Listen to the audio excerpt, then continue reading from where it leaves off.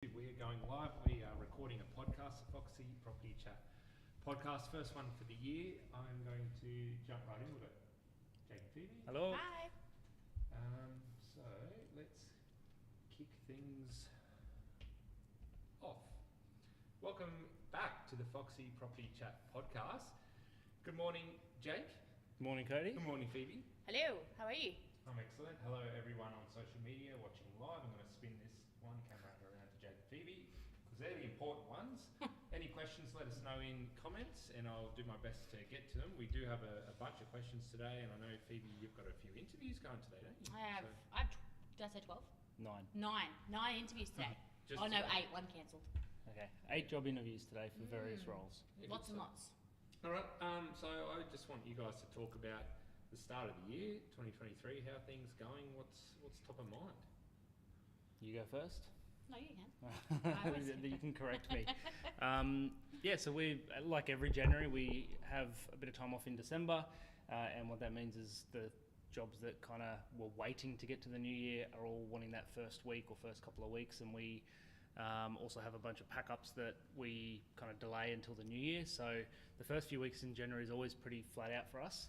We've got a very full warehouse, so we're dealing with finding room for things to fit in, and when we're pulling furniture out to go on the trucks, it's difficult because you've got to find room to get it out, all that sort of stuff. So it's been a good start to the year. We are starting to the number of houses that we've got out are starting to creep up a little bit. And it's school holidays and we have children here. Yeah, so the team's been busy, and then it's even trickier for Phoebe and I guess anybody who has, nobody else has school-age kids, do they, in our team? That's more No, it's daycare. just So for us, us, we've got the 2 boys at home, so we're trying to juggle that as well. But yeah, good start to the year. And yesterday you went to a conference. Tell me about the conference. Yeah, so we went to the one conference that was put on, it was a collaboration between Remax and a number of Bray White offices that are local. It was awesome. They had a couple of the higher performing agents in Brisbane, as well as a couple of from Sydney and over in Perth, come and had a chat to the agents in the office about what they do, how they've managed to get to the level that they've gotten to, and give them their gold nuggets, as people like to call them. Gold nuggets. Gold nuggets.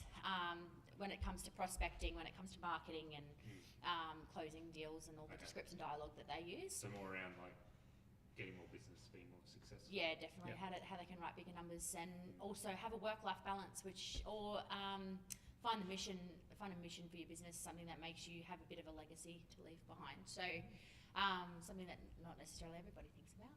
No. Not necessarily on par with everything that we do, but we did take important reminders out of Yep. it, and it was more about networking and showing face. Yeah. Cool. All right, let's get into some questions. I've got a bunch. Some I might push back to next week, but we'll see how we go.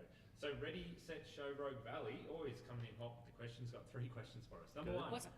why do you often park on the street instead of the driveway? Just because it's too steep? Simple answer is yes. If we can park on the driveway, we will. Unless there's some weird access where you're better off going through the front gate from the street or something like that. But we'll always go into the driveway because it's better access and have to walk furniture not as far. So, social media will have a biased view as to which properties we're showing, because we will generally send Cody and Sean to properties that need an extra hand. Those are generally the properties that may have access issues or they're bigger. So our truck has a clearance. Obviously, all trucks need to be able to get in the driveway. If you don't clear, you're going to scrape the driveway. Our 2 newer trucks have a lower clearance. Our oldest truck can get into better, steeper driveways than compared to the other 2.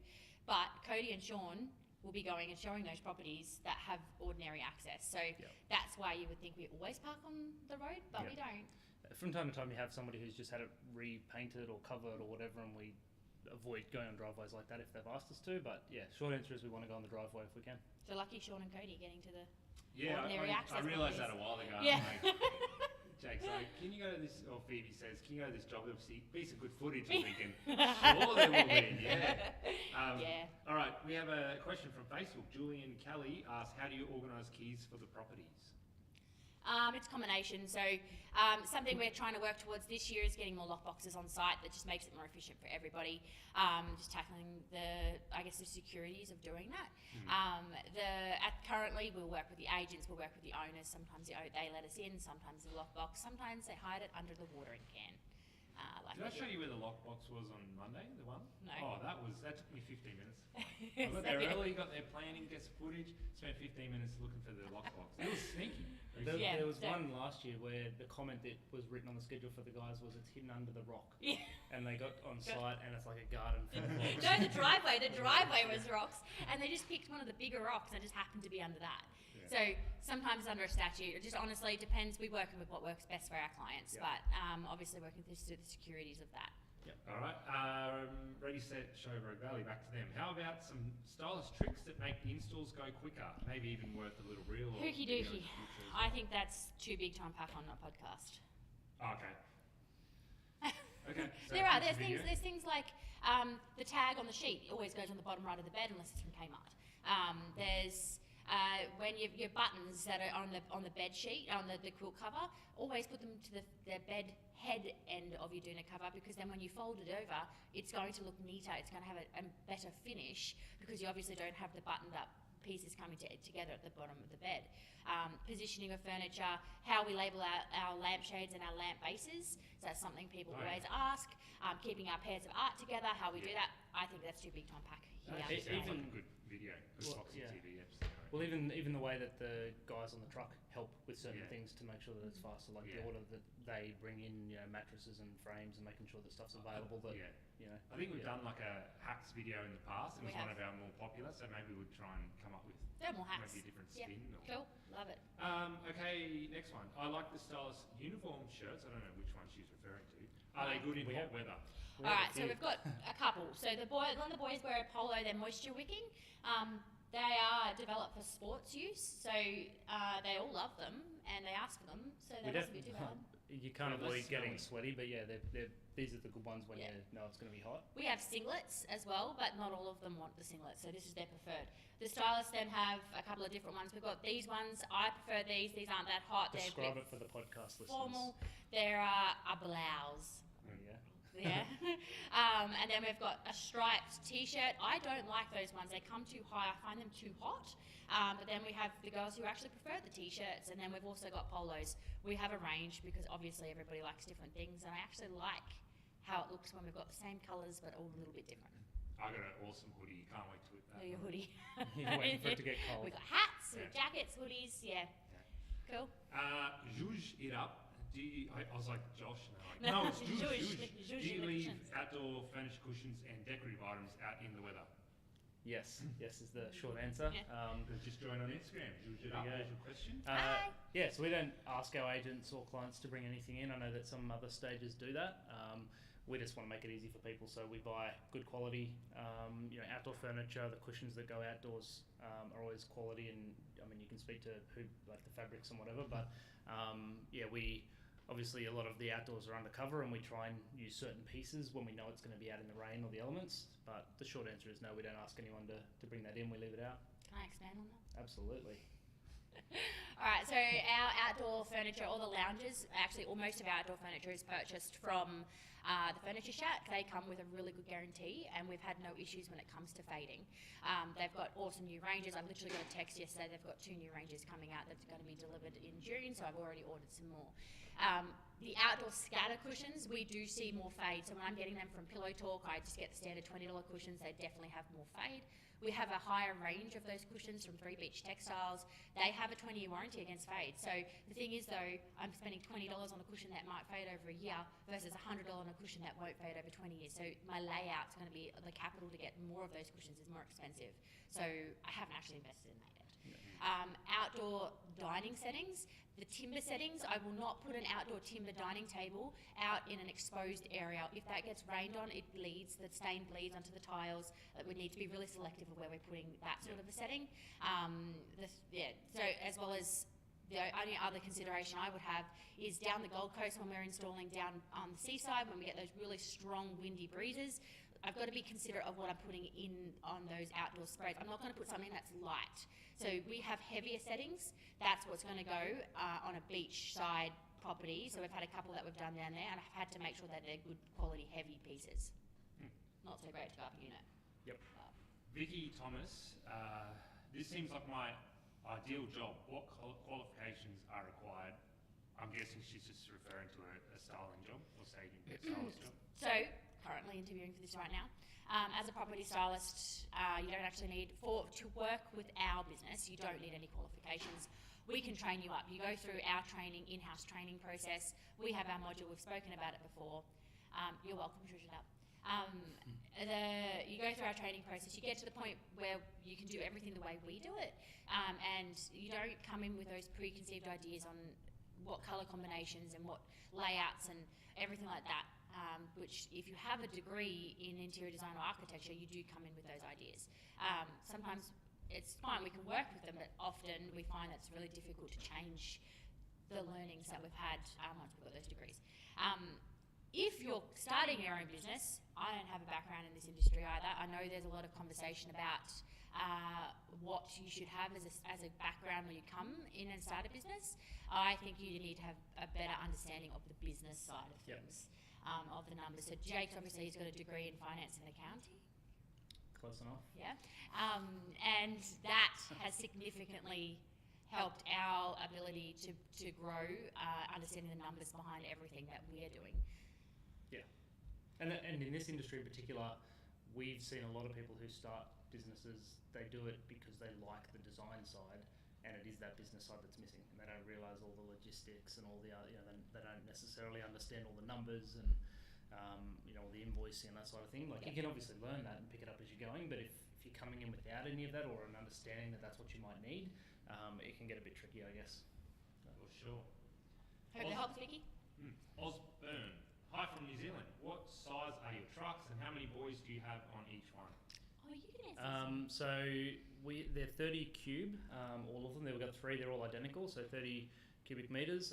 In terms of, I can't remember the exact box, the height of the box itself, but the truck is 3.7 high, so we don't have too many issues with low bridges. There are a couple that we have to avoid.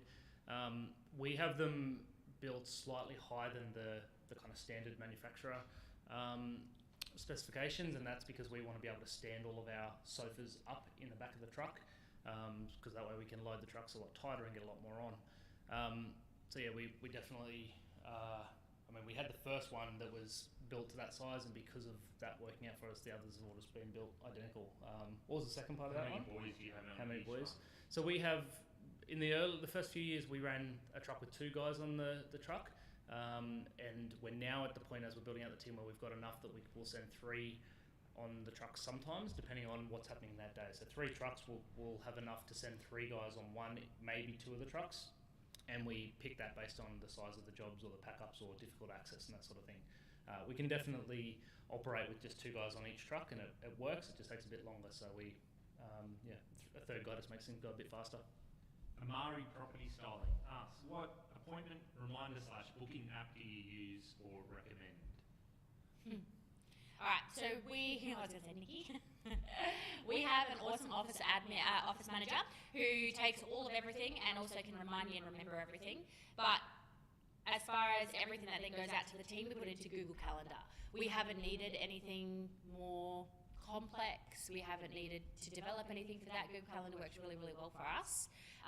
We've also got a number of different Excel spreadsheets that also then track a lot of other different things. We've got a project management tool which then also relates into that. But yeah, Google Calendar's worked a treat for us, as well as Google Tasks, which then relates to the calendar and Gmail. Yep. But you need the people to tie that together. Yeah, sure.